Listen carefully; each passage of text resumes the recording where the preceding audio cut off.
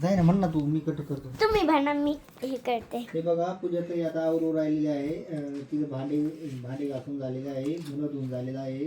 तिला खूप राग आलेला आहे, ती खूप चिडचिड करीत आहे. तिच्या मुलीनं तिच्या डोक्यात चापट मारली, तिच्यामुळे तिचं संतुलन ढासळलेलं आहे. आता ती बघा ती काहीतरी घेऊन चालली बघा दुकानात. जाय तिच्या मागं, पुढे जाती बघ काय करते.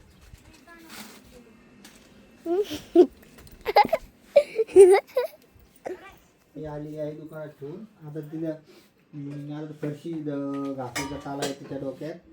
भांडे आवरून राहिलेले आहे, दूध फ्रीजमध्ये ठेवून राहिले आहे. तिचं तोंड बघा कसं दिसतंय.